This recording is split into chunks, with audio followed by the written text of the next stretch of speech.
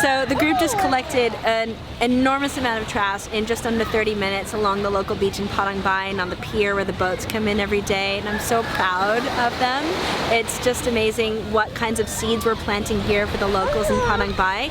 Irrespective of what happens with the trash, we're creating a ripple effect that hopefully the Balinese will see and take note of.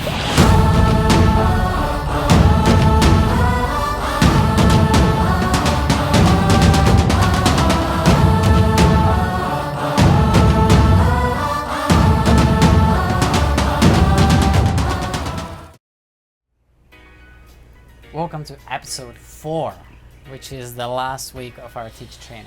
Woo! This is the final push. We are just giving them their fairy dust for their wings so they can start to spread out in the world. We're digging in deep and giving them their last top up in their cup to leave here feeling really full.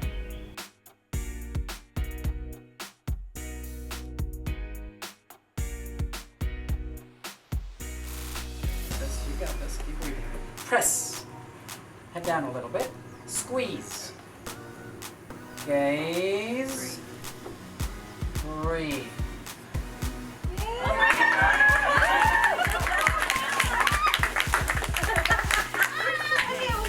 Okay, let's do it. Okay, one leg at a time.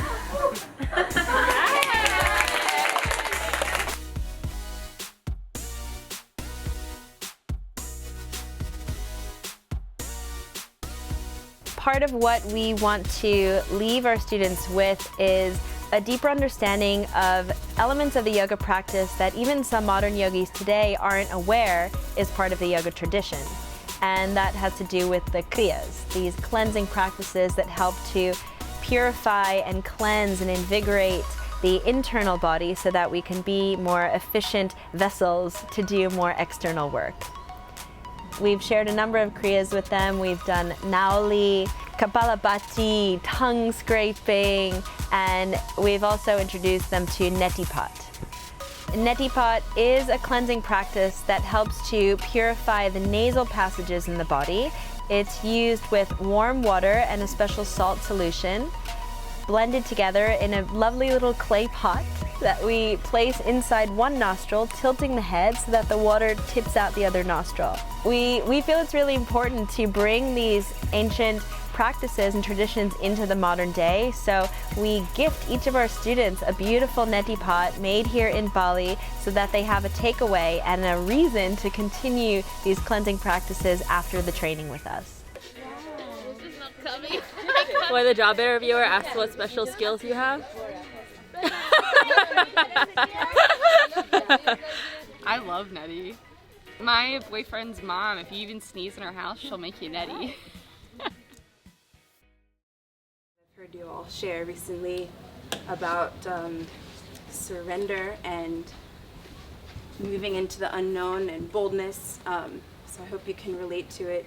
I'll teach you the mantra briefly and tell you how it's going to work.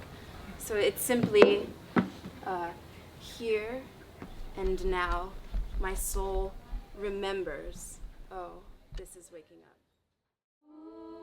Let me hear it now.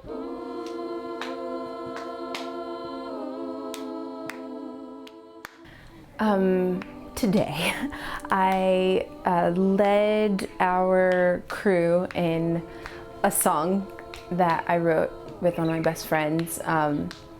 We sang this song that contains a mantra that was written for the moments when you need to remember, and it was really cool to be able to sing with this group of people today.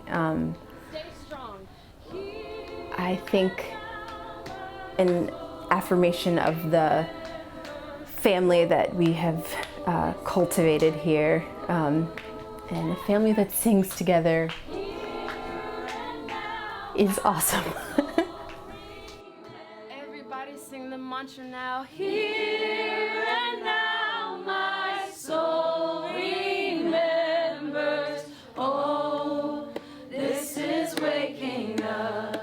One more time. Here and now my soul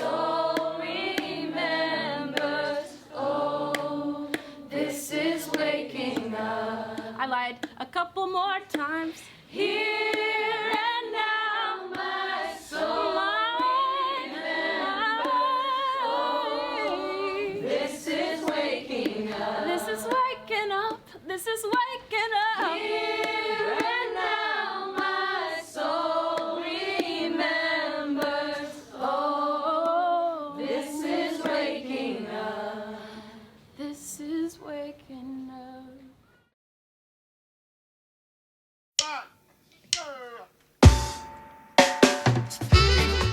Exams. It's actually pretty funny because neither of us were the best when it comes to exams when we were going back to school. But in these offerings, we feel that it's really important to become astute on your journey of becoming a yoga teacher. And so as the pressure builds, once the test is done, there's this wonderful release. From this release and celebration of having completed their examination, we like to take the group to the village of Padang Bai and bring them out to the beach, have a day just to celebrate as a group, as new friends, as family, and to have one last opportunity just to be together in a really playful way.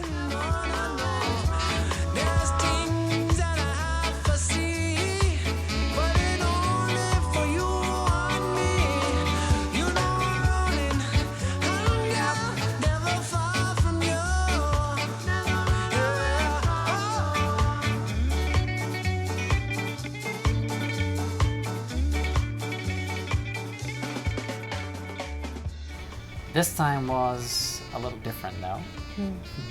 We've been coming to Bali for quite a few years, and it has really become apparent in recent times that Bali, just like many other places around the world, particularly in Southeast Asia, are suffocating under this waste of plastic.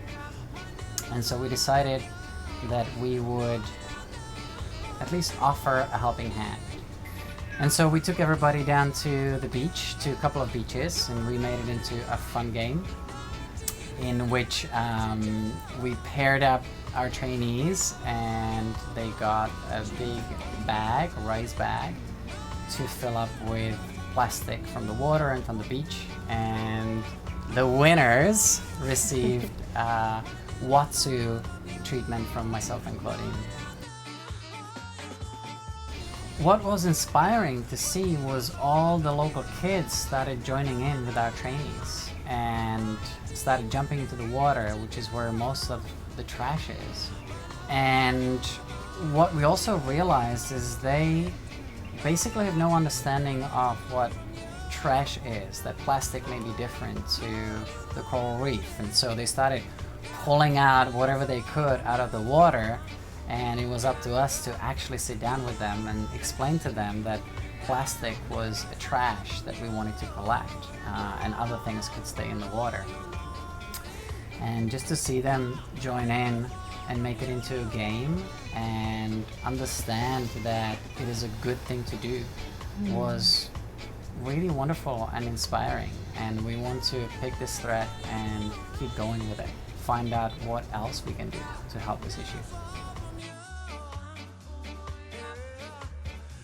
There's no way that even a group of 26 people could possibly even like make a substantial difference in terms of the amount of trash that's out there, but just the thought that people are now aware because we've been here in this village picking up trash is really awesome and cool, and I think that is worth more than anything.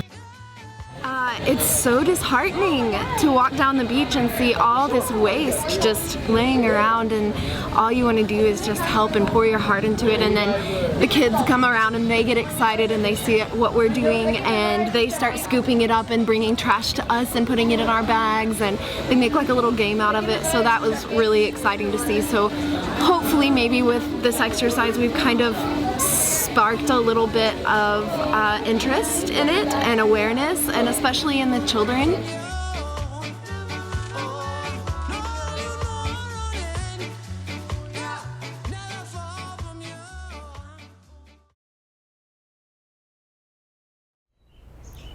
This week has been an emotional roller coaster ride, and what becomes always clear at this point is that every human being has a story to tell. we have one in particular that really struck a chord with not only us, but with everybody on this training. And it is really the reason why we want to keep going and sharing other people's stories, in the hope that we can inspire others out there who may be going through something like this, and know that you have a voice, know that there is something that can be done, and to know that you're not in this alone. So I'd initially found yoga when I was in a very dark place. I had lost my brother. He was murdered in South Africa, and unfortunately my parents had moved to Australia at the time, and we'd both decided to stay in South Africa. Unfortunately, the South African justice system doesn't work very well, to say the least.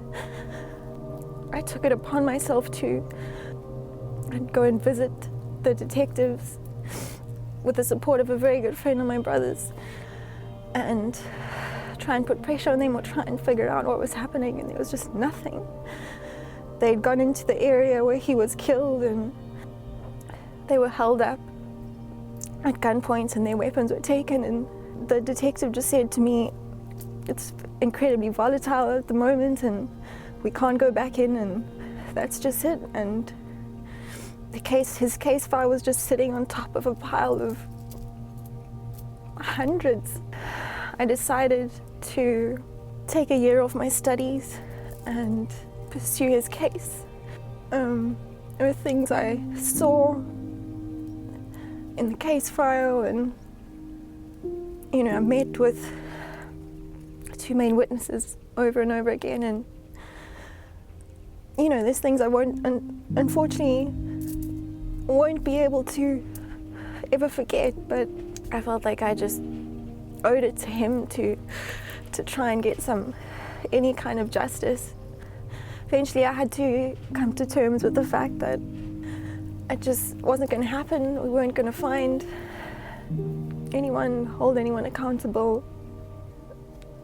I was holding on to this pain and anger and just feeding it and protecting it, and I had crippling anxiety. It was all-consuming anxiety, and I just became a master of distraction. I couldn't be alone with my own thoughts. I was drinking as much as I could. I was just doing anything and everything not to be alone with myself and my own thoughts. If you work so hard not to feel or experience these incredibly powerful feelings of pain or anger, all you're doing is protecting them and keeping them exactly where they are, and you're just feeding them. And that kind of pain and that anger, it's what makes us human. And if you don't meet those emotions, and if you don't meet those sides of yourself, instead of fearing them, they end up completely controlling your life. For me, yoga has given me the tools to really look at these things, look at grief, look at pain, look at anger, and just change my perception of it, and really just change my relationship with these parts of myself. I'll never completely forget or let go of certain things, or let go of my brother. Of course not. But my relationship with his death has changed, and I have been able to take control of my own life again. I'd love to be able to share this with other people who have experienced any kind of trauma and pain, and feel as if they are going to be victims for the rest of their lives, or feel as if they're going to have to hold on to and protect this pain's darkness inside of them, because it doesn't have to be that way. And I just love to be able to help other people get on that journey, and for me yoga has been a massive part of my journey, so I'm incredibly grateful to be here and to feel like I'm finally coming home to myself. And by doing so, I'll then actually be able to give myself to other people.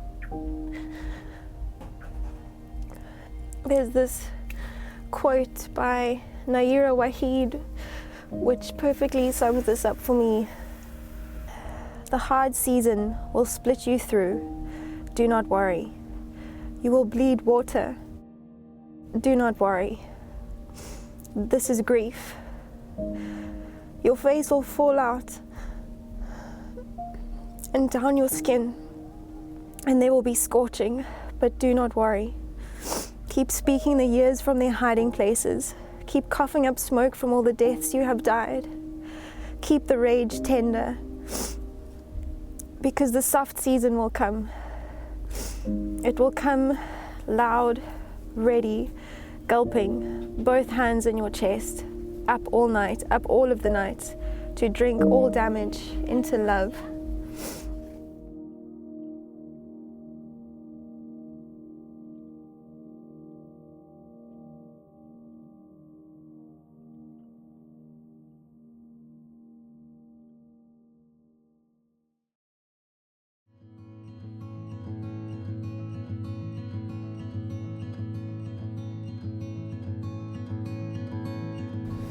Graduation time. Whew. Talk about emotional. Every year we do a very special ceremony to close out the time with our trainees. We actually don't want to tell you too much because it's so special and sacred, but we create a final opportunity for everyone to say goodbye without words. We create an opportunity for every person to really see. And to be seen. We are so proud of every single one of our students who have gone through this experience with us. We are so in love with every one of them. We are so excited to see what they're going to create in the world and the ripples they're going to make in their own communities. And we just are sending so much love and so much support and so many blessings for everything ahead. It's time to spread your wings. It's time to shed light in all the different corners of the world. And as we say throughout the training, as our little mantra, you are loved and all is well.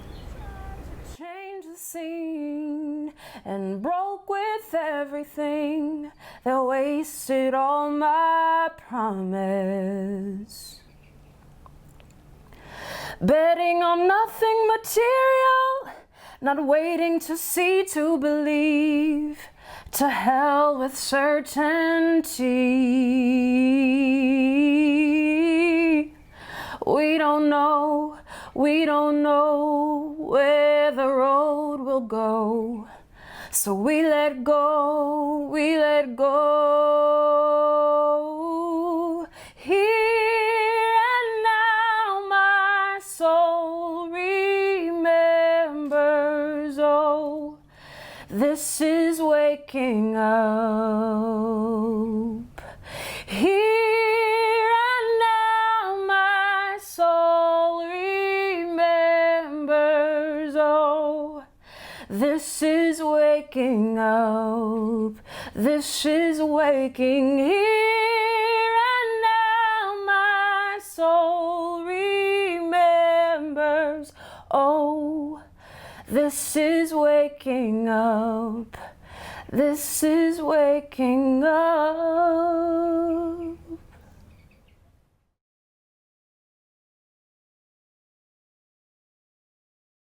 3.